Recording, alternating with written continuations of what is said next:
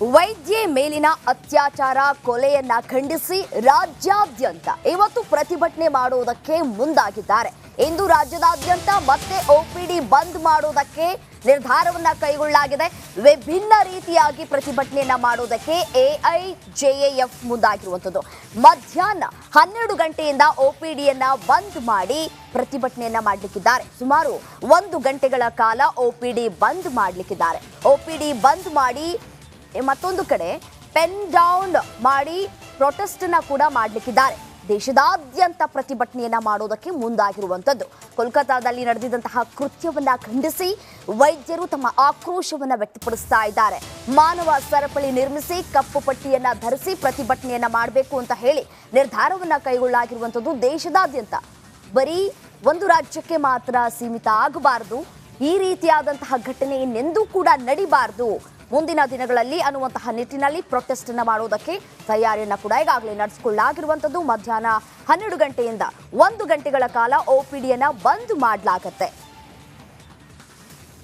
1 ತಿಂಗಳ ಸಿಬಿಐ ವಿಚಾರಣೆಯ ಬಳಿಕವೂ ಪಶ್ಚಿಮ ಬಂಗಾಳದ ಸರ್ಕಾರವು ಅಭಯಾಳಿಗೆ ನ್ಯಾಯ ಒದಗಿಸುವಲ್ಲಿ ಸೋತಿದೆ. ಎಐಜೆಎಎಫ್ ಇದನ್ನು ಖಂಡಿಸುತ್ತದೆ. ವೈದ್ಯರ ಈ ಚಳುವಳಿಯನ್ನು ಹತ್ತಿಕ್ಕುವ ಹಾಗೂ ಚಳುವಳಿಯ ಬಗೆಗಿನ ತಪ್ಪು ಮಾಹಿತಿ ಹರಡುವ ಸರ್ಕಾರದ ಪ್ರಯತ್ನವನ್ನೂ ಕೂಡ ಎಐಜೆಎಎಫ್ ಖಂಡಿಸುತ್ತದೆ. ಕಳೆದೊಂದು ತಿಂಗಳಿಂದ ಚಳಿ ಮಳೆ ಬಿಸಿಲೆನ್ನದೆ ಕೆಚ್ಚೆದೆಯಿಂದ ಪ್ರತಿಭಟನೆ ನಡೆಸುತ್ತಿರುವ ಪಶ್ಚಿಮ ಬಂಗಾಳದ ವೈದ್ಯರ ಜೊತೆ ಕೈಜೋಡಿಸುವ ನಿಟ್ಟಿನಲ್ಲಿ ಸೆಪ್ಟೆಂಬರ್ 16, 2024ರಂದು ಎಐಜೆಎಎಫ್ ರಾಷ್ಟ್ರವ್ಯಾಪಿ ಪ್ರತಿಭಟನೆಗೆ ಕರೆ ನೀಡಿದೆ. 1 ತಿಂಗಳ ನಾಗಮಂಗಲ ಗಲಭೆ ಸಂಬಂಧ ಸಭೆ ನಡೆದಿರುವಂತಹ ಶಂಕೆಗಳು ವ್ಯಕ್ತವಾಗ್ತಾ ಇದೆ. ಆರ್ಎಸ್ಎಸ್ ಮುಖಂಡರನ್ನ ವಶಕ್ಕೆ ಪಡೆಯೋದಕ್ಕೆ ಖಾಕಿ ಪ್ರಯತ್ನವನ್ನ ಪಟ್ಟಿದೆ. ರಾತ್ರೋರಾತ್ರಿ ವಶಕ್ಕೆ ಪಡೆಯೋದಕ್ಕೆ ಪೊಲೀಸ್ ಅಧಿಕಾರಿಗಳು ಮುಂದಾಗಿದ್ದಾರೆ. ಮಂಡ್ಯದ ಪಾಂಡವಪುರ ಆರ್ಎಸ್ಎಸ್ ಕಚೇರಿಯಲ್ಲಿ ನಡೆದಿರುವಂತಹ ಘಟನೆ ಇದು. ಚರಣ್ ಪಂಪವೇಲ್ ಪುನೀತ್ನನ್ನ ವಶಕ್ಕೆ ಪಡೆಯೋದಕ್ಕೆ ಪ್ರಯತ್ನವನ್ನ ಪಟ್ಟಿದ್ದಾರೆ. ಪೊಲೀಸರ ವಿರುದ್ಧ ಹಿಂದೂ ಕಾರ್ಯಕರ್ತರು ಆಕ್ರೋಶವನ್ನ ವ್ಯಕ್ತಪಡಿಸಿದ್ದಾರೆ. ಪೊಲೀಸ್ ವಾಹನವನ್ನ ತಡೆದು ಕಾರ್ಯಕರ್ತರಿಂದ ಪ್ರೊಟೆಸ್ಟ್ ಅನ್ನ ಕೂಡ ನಡೆಸಲಾಗ್ತಾ ಇದೆ. ಆರ್ಎಸ್ಎಸ್ ಮುಖಂಡರನ್ನ ಖಾಕಿ ತಮ್ಮ ವಶಕ್ಕೆ ಪಡೆದುಕೊಳ್ಳುವಂತಹ ಪ್ರಯತ್ನವನ್ನ ಕೂಡ ಮಾಡಿರುವಂಥದ್ದು. ನಾಗಮಂಗಲ ಗಲಭೆ ಸಂಬಂಧ ಸಭೆ ನಡೆಸಿರುವಂತಹ ಶಂಕೆಗಳು ವ್ಯಕ್ತವಾಗ್ತಾ ಇರುವಂತಹ ಹಿನ್ನೆಲೆಯಲ್ಲಿ ಅವರನ್ನ ವಶಕ್ಕೆ ಪಡೆಯುವಂತಹ ಪ್ರಯತ್ನಗಳು ಕೂಡ ಆಗಿದೆ. ಸ್ಥಳದಲ್ಲಿ ಪೊಲೀಸ್ ಅಧಿಕಾರಿಗಳು ಕೂಡ ಇದ್ದಾರೆ. ದೃಶ್ಯದಲ್ಲೂ ಕೂಡ ಗಮನಿಸ್ತಾ ಇದ್ದೀರಿ.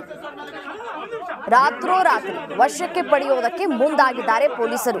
ಯಾಕೆ ಬಂದಿದ್ದೀರಿ ಇಷ್ಟೊತ್ತಿನಲ್ಲಿ, ಯಾಕೆ ವಶಕ್ಕೆ ಪಡೆದುಕೊಳ್ತಾ ಇದ್ದೀರಿ ಅಂತ ಹೇಳಿ ಪ್ರಶ್ನೆಗಳನ್ನ ಕೂಡ ಮಾಡಿದ್ದಾರೆ ಆರ್ಎಸ್ಎಸ್ ಮುಖಂಡರು. ಆರ್ಎಸ್ಎಸ್ ಕಚೇರಿಯಲ್ಲಿ ಸಭೆ ನಡೆಸ್ತಾ ಇದ್ದಾರೆ ಅನ್ನುವಂತಹ ಮಾಹಿತಿ ಅವರಿಗೆ ಲಭ್ಯ ಆಗಿದೆ. ಈ ಹಿನ್ನೆಲೆಯಲ್ಲಿ ಸ್ಥಳಕ್ಕೆ ಭೇಟಿ ಕೊಟ್ಟಿದ್ದಾರೆ. ಭೇಟಿ ಕೊಟ್ಟಂತಹ ಸಂದರ್ಭದಲ್ಲಿ ಮಾತಿನ ಚಕಮಕಿ ಕೂಡ ಉಂಟಾಗಿದೆ. ದೃಶ್ಯದಲ್ಲೂ ಕೂಡ ಗಮನಿಸ್ತಾ ಇದ್ರಿ. ಪೊಲೀಸರ ವಿರುದ್ಧ ಕಾರ್ಯಕರ್ತರು ಕಿಡಿಕಾರ್ತಾ ಇದ್ದಾರೆ. ಒಂದು ವಿಂಡೋದಲ್ಲಿ ಗಮನಿಸ್ತಾ ಇದ್ದೀರಿ. ಮತ್ತೊಂದು ವಿಂಡೋದಲ್ಲಿ ಆರ್ಎಸ್ಎಸ್ ಮುಖಂಡರನ್ನ ಖಾಕಿ ವಶಕ್ಕೆ ಪಡೆಯೋದಕ್ಕೆ ಪ್ರಯತ್ನವನ್ನ ಪಟ್ಟಂತಹ ಹಿನ್ನೆಲೆಯಲ್ಲಿ ಪ್ರೊಟೆಸ್ಟ್ ಅನ್ನ ಕೂಡ ಮಾಡ್ತಾ ಇದ್ದಾರೆ. ಶರಣ್ ಪಂಪವೇಲ್ ಪುನೀತ್ನನ್ನ ವಶಕ್ಕೆ ಪಡೆಯೋದಕ್ಕೆ ಪ್ರಯತ್ನಗಳು ಆಗಿದೆ.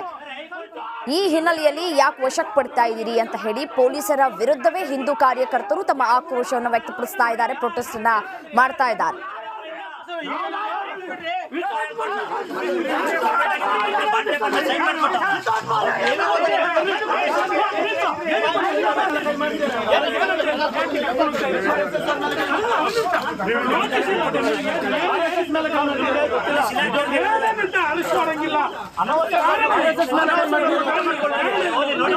ನಾವು ಸಂಘದಲ್ಲಿ ಪರಿವಾರ ಸಂಘಟನೆಯಲ್ಲಿ ಬರುವಂತ ಕಾರ್ಯಕ್ರಮಗಳ ಬಗ್ಗೆ ನಾವು ಬೈಠಕ್ ಮಾಡ್ತಿದ್ದೋ, ಮೀಟಿಂಗ್ ಮಾಡ್ತಿದ್ದಂಥ ಸಂದರ್ಭದಲ್ಲಿ ಏಕಾಏಕಿ ಯಾವುದೇ ಅರೆಸ್ಟ್ ವಾರೆಂಟ್ ಇಲ್ಲದೆ, ಸರ್ಚ್ ವಾರೆಂಟ್ ಇಲ್ಲದೆ ನಮ್ಮ ಪ್ರಚಾರಕರನ್ನ ಹಿಗ್ಗಾಮಗ್ಗ ತಿಳಿಸಿದ್ದಾರೆ, ಎಳೆದಾಡಿದ್ದಾರೆ. ಅವ್ರಿಗೆ ಆರೋಗ್ಯ ಸಮಸ್ಯೆ ಇದೆ, ಅವ್ರ ಮೇಲೆ ಹಲ್ಲೆ ಆಗೋ ರೀತಿಯಲ್ಲಿ ಅವ್ರನ್ನ ಎಳೆದಾಡಿದ್ದಾರೆ. ಇನ್ನೊಂದು, ಇಡೀ ದೇಶದಲ್ಲಿ ಹಿಂದೂಗಳು RSS ನ ತುಂಬಾ ಗೌರವಿಸ್ತಾರೆ. ನಮಗೆ ದೇವಾಲಯ ಇದ್ದಂಗೆ. ಆ ದೇವಾಲಯದ ಒಳಗಡೆ ಇವರು ಅಕ್ರಮವಾಗಿ ಶೂ ಹಾಕೊಂಡು ಬೇಕಾಬಿಟ್ಟಿ ಮಾತಾಡ್ಕೊಂಡು ಒಳಗಡೆ ನುಗ್ಗಿ ಅಕ್ರಮವಾಗಿ ಪ್ರವೇಶ ಮಾಡಿದ್ದಾರೆ. ಯಾಕೆ ಮಾಡ್ತೀರಿ ಅಂತಂದ್ರೆ ಗೂಂಡಾ ರೀತಿಯಲ್ಲಿ ವರ್ತನೆ ಮಾಡ್ತಿದ್ದಾರೆ. ಅದರಿಂದ ನಮಗೆ ಈ ಪೊಲೀಸರ ನಡವಳಿಕೆ ನಮಗೆ ಸರಿ ಕಾಣಿಸಿಲ್ಲ. ಪೊಲೀಸರು ಪೊಲೀಸರಾಗಿಲ್ಲ. ಬ್ರಿಟಿಷರು ಏನು ಬಿಟ್ಬಿಟ್ಟು ಹೋದ್ರು ಪೊಲೀಸನ್ ಮಾಡಿ, ಅದನ್ನ ಇವರು ಮುಂದುವರ್ಸ್ಕೊಂಡು ಬರ್ತಿದ್ದಾರೆ. ಹಿಂದೂಗಳಿಗೆ ಸ್ವತಂತ್ರ ಇಲ್ಲ. ಈ ಪೊಲೀಸರಿಗೆ ಏನಾದ್ರು ತಾಕತ್ತಿದ್ದಿದ್ರೆ ಇಂಟೆಲಿಜೆನ್ಸ್ ಇಲ್ಲಿ ಯಾರೋ ಇದ್ದಾರೆ ಅನ್ಕೊಂಡು ಏನೋ ಬಂದು ಸರ್ಚ್ ವಾರೆಂಟ್ ಮಾಡ್ತಾರೆ. ವಾರೆಂಟ್ ಇಲ್ಲದೆ ಸರ್ಚ್ ಮಾಡ್ತಾರಲ್ಲ, ದಮ್ಮಿದ್ರೆ ತಾಕತ್ತಿದ್ರೆ ಮಂಡ್ಯ ಪೊಲೀಸ್ನವ್ರಿಗೆ ನೆನ್ನೆ ಮಸೀದಿಲಿ ಪೆಟ್ರೋಲ್ ಬಂಬ್ ಹಾಕಿದ್ರಲ್ಲ, ಜಲ್ಲಿಕಲ್ಲಿಂದ ಬಂದೋ ತಲವಾರ್ ಹೆಂಗ್ ಜಳಪಿಸ್ತೋ ಅದ್ರ ಬಗ್ಗೆ ತನಿಖೆ ಮಾಡ್ಬೇಕಿತ್ತು ಇವರು. ಎಲ್ಲ ಆದ್ಮೇಲೆ ಪೊಲೀಸರನ್ನ ಕಳಿಸ್ಬಿಟ್ಟು ಊಟಕ್ಕೆ ಕಾಸಿಲ್ಲ ಅಂತ ಪೊಲೀಸರು ಕಳಿಸಿರ ಅಂತ ಯಾರು ಮಾತಾಡ್ತಿರೋ ಸಾರ್ವಜನಿಕರು. ದುಷ್ಕರ್ಮಿಗಳಿಂದ ಮಸೀದಿ ಮೇಲೆ ಕಲ್ಲು ತೂರಾಟ ಆಗಿದೆ. ಮಂಗಳೂರಿನ ಸುರತ್ಕಲ್ ಬಳಿಯ ಕಾಟಿಪಳ್ಳದಲ್ಲಿ ಘಟನೆ ನಡೆದಿದೆ. 2 ಬೈಕ್ನಲ್ಲಿ ಬಂದಂತಹ 4 ದುಷ್ಕರ್ಮಿಗಳಿಂದ ಕೃತ್ಯ ಎಸಗಲಾಗಿರುವಂತದ್ದು. ನಿನ್ನೆ ರಾತ್ರಿ 10:30 ಸುಮಾರಿಗೆ ಬದ್ರಿಯಾ ಮಸೀದಿ ಬಳಿ ಘಟನೆ ಜರುಗಿದೆ. ಸ್ಥಳದಲ್ಲಿ ಸುರತ್ಕಲ್ ಠಾಣಾ ಪೊಲೀಸರಿಂದ ಬಿಗಿ ಬಂದೋಬಸ್ತನ್ನು ಕೂಡ ಒದಗಿಸಲಾಗಿದೆ.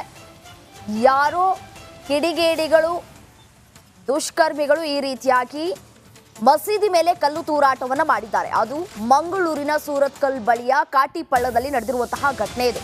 2 ಬೈಕ್ನಲ್ಲಿ ಬಂದಂತಹ 4 ದುಷ್ಕರ್ಮಿಗಳಿಂದ ಕೃತ್ಯವನ್ನ ಎಸಗಲಾಗಿರುವಂಥದ್ದು. ಈದ್ ಮಿಲಾದ್ ಹಬ್ಬ ಕೂಡ ಇರುವಂತಹ ಹಿನ್ನೆಲೆಯಲ್ಲಿ ಇವತ್ತು ಈ ರೀತಿಯಾದಂತಹ ಕೃತ್ಯವನ್ನ ಎಸಗಿದ್ರ ಅನ್ನುವಂತಹ ಪ್ರಶ್ನೆಗಳು ಕೂಡ ಇಲ್ಲಿ ಉದ್ಭವ ಆಗ್ತಾ ಇದೆ. ಯಾರು ಏನು ಅನ್ನೋದರ ಕುರಿತು ಈಗಾಗಲೇ ತನಿಖೆಯನ್ನ ಕೂಡ ನಡೆಸಲಾಗ್ತಾ ಇರುವಂಥದ್ದು. ಸ್ಥಳದಲ್ಲಿ ಪೊಲೀಸ್ ಅಧಿಕಾರಿಗಳು ಕೂಡ ಬೀಡು ಬಿಟ್ಟಿದ್ದಾರೆ. ಮಸೀದಿಯ ಗಾಜುಗಳು ಕೂಡ ಪುಡಿ ಪುಡಿ ಆಗ್ಬಿಟ್ಟಿದೆ. ಅಷ್ಟರ ಮಟ್ಟಿಗೆ ಕಲ್ಲು ತೂರಾಟವನ್ನ ಮಾಡಿದ್ದಾರೆ. ನಿನ್ನೆ ರಾತ್ರಿ 10:30 ಸುಮಾರಿಗೆ ಬದ್ರಿಯಾ ಮಸೀದಿ ಬಳಿ ನಡೆದಿರುವಂತಹ ಘಟನೆ ಇದು. ಸ್ಥಳದಲ್ಲೇ ಅಧಿಕಾರಿಗಳು ಕೂಡ ಬೀಡು ಬಿಟ್ಟಿದ್ದಾರೆ. ದೃಶ್ಯದಲ್ಲೂ ಕೂಡ ಗಮನಿಸ್ತಾ ಇದ್ದೀರಿ. ಈದ್ ಮಿಲಾದ್ ಹಬ್ಬ ಇದೆ. ಯಾವುದೇ ಅಹಿತಕರ ಘಟನೆಗಳು ನಡಿಬಾರದು ಅಂತ ಹೇಳಿ ಸ್ಥಳದಲ್ಲಿ ಹೆಚ್ಚಿನ ಪೊಲೀಸ್ ಬಿಗಿ ಬಂದೋಬಸ್ತನ್ನ ಕೂಡ ನೀಡಲಾಗಿದೆ. ಇದೇ ವಿಚಾರಕ್ಕೆ ಸಂಬಂಧಪಟ್ಟಂತೆ ಮತ್ತಷ್ಟು ಡೀಟೇಲ್ಸ್ ಕೊಡ್ತಾ ಹೋಗ್ತಾರೆ ನನ್ನ ಕಲೀಗ್ ದಿನೇಶ್. ದೂರವಾಣಿ ಸಂಪರ್ಕದಲ್ಲಿದ್ದಾರೆ. ಎಸ್ಎನ್ ದಿನೇಶ್, ನಿನ್ನೆ ಎಷ್ಟರ ಗಂಟೆಗೆ ನಡೆದಿರುವಂತಹ ಘಟನೆ ಇದು? ಸ್ಥಳದಲ್ಲಿ ವಾತಾವರಣ ಹೇಗಿದೆ ಸದ್ಯಕ್ಕೆ? ಡೀಟೇಲ್ಸ್ ನೀಡ್ತಾ ಹೋಗೋದಾದ್ರೆ. ರಮ್ಯಾ, ನಾಗಮಂಗಲ ಏನು ಘಟನೆ ನಡೆಯಿತು, ಅದರ ನಂತರ ಮಂಗಳೂರಿನಲ್ಲೂ ಸ್ವಲ್ಪ ರೀತಿಯ ಒಂದು ರೀತಿಯ ವಿದ್ವಿಗ್ನವಾದ ವಾತಾವರಣ ಇತ್ತು. ಅಂದ್ರೆ ನಾಗಮಂಗಲ ಘಟನೆಯ ನಂತರ VHP ಪ್ರೊಟೆಸ್ಟ್ ಮಾಡಿತ್ತು. ಪ್ರೊಟೆಸ್ಟ್ ನಲ್ಲಿ ಮುಂದಿನ ವಾರ ಬರ್ತಕ್ಕಂತಹ ಏನಂದ್ರೆ ಮೊನ್ನೆ ಹೇಳಿರುವಂತದ್ದು, ಅಂದ್ರೆ ಇವತ್ತು ಬರ್ತಕ್ಕಂತಹ ಈದ್ ಮಿಲಾದಿಗೆ ಅವಕಾಶ ಕೊಡಬಾರ್ದು ಅನ್ನುವಂತ ಒಂದು ಆಕ್ರೋಶವನ್ನು ಕೂಡ ಹಿಂದೂ ಸಂಘಟನೆಯ ಕಾರ್ಯಕರ್ತರು ವ್ಯಕ್ತಪಡಿಸಿದ್ರು ಮತ್ತು ಶರಣ್ ಪಂಪಲ್ ಈ ಸಂಬಂಧ ಮಾಧ್ಯಮಕ್ಕೆ ಪ್ರತಿಕ್ರಿಯೆ ಕೂಡ ನೀಡಿದ್ರು. ಅದರ ಬಳಿಕ ಒಂದಷ್ಟು ಉದ್ವಿಗ್ನ ವಾತಾವರಣ ಆಯಿತು. ಒಂದಷ್ಟು ವಾಯ್ಸ್ಗಳ ಸಮರ ಕೂಡ ನಡೆಯಿತು. ಅಂದ್ರೆ ಒಂದಷ್ಟು ಜನ ವಾಯ್ಸ್ ಗಳ ನೋಟ್ ಮೂಲಕ ಶರಣ್ ಪಂಪೇಲ್ಗೆ ಒಂದಷ್ಟು ಸವಾಲುಗಳನ್ನು ಹಾಕುವಂತ ಕೆಲಸ ಮಾಡಿದ್ರು. ಅದಕ್ಕೆ ಪ್ರತಿಯಾಗಿ ಇವತ್ತು ಹಿಂದೂ ಸಂಘಟನೆಯ ಕಾರ್ಯಕರ್ತರು ಬೀಸ್ ರೋಡ್ ಚಲೋವನ್ನು ಕೂಡ ಹಮ್ಮಿಕೊಂಡಿರುವಂತೆ ಇದೇ ಮುಂದುವರಿದ ಘಟನೆಯಾಗಿ ನಿನ್ನೆ ಕಾಟಿಪಳ್ಳ ಮಸೀದಿ ಮೇಲೆ ಕಲ್ಲು ತೂರಾಟ ಆಗಿರುವಂತದ್ದು. 2 ಬೈಕ್ ನಲ್ಲಿ ಬಂದಂತಹ ದುಷ್ಕರ್ಮಿಗಳು ಕಾಟಿಪಳ್ಳದ ಮಸೀದಿ ಮೇಲೆ ಕಲ್ಲು ಎಸೆದಿರುವಂತದ್ದು. ಕಲ್ಲು ಎಸೆದಿರುವಂತಹ ಪರಿಣಾಮವಾಗಿ ಮಸೀದಿಯ ಗಾಜುಗಳು ಪುಡಿ ಪುಡಿ ಆಗಿರುವಂತದ್ದು. ನಿನ್ನೆ 11 ಗಂಟೆ ಸುಮಾರಿಗೆ ಈ ಒಂದು ಘಟನೆ ನಡೆದಿರುವಂತದ್ದು. ಬಳಿಕ ಹೆಚ್ಚಿನ ಪೊಲೀಸ್ ಬಂದೋಬಸ್ತು ಕೂಡ ಆ ಒಂದು ಪ್ರದೇಶದಲ್ಲಿ ನಿಯೋಜನೆ ಮಾಡಿರುವಂತದ್ದು. ಅಂದ್ರೆ ಕಾಟಿಪಳ್ಳ ಏರಿಯಾ ಏನಿದೆ ಅದು ಈ ಹಿಂದಿನಿಂದಲೂ ಕೂಡ ಒಂದಷ್ಟು ಕೋಮು ಸಂಘರ್ಷಕ್ಕೆ ಹೆಸರಾದಂತಹ ಒಂದು ಪ್ಲೇಸ್ ಅಂತಾನೆ ಹೇಳ್ಬೋದು. ಕಾಟಿಪಳ್ಳ, ಸುರತ್ಕಲ್ ಆ ಭಾಗದಲ್ಲಿ ಒಂದಷ್ಟು ಕೋಮು ಸೂಕ್ಷ್ಮ ಪ್ರದೇಶ ಅದು.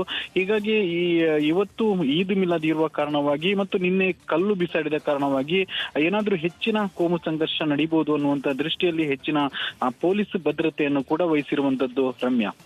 ರೈಟ್ ದಿನೇಶ್, ಧನ್ಯವಾದ ತಮ್ಮೆಲ್ಲ ಮಾಹಿತಿಗೆ.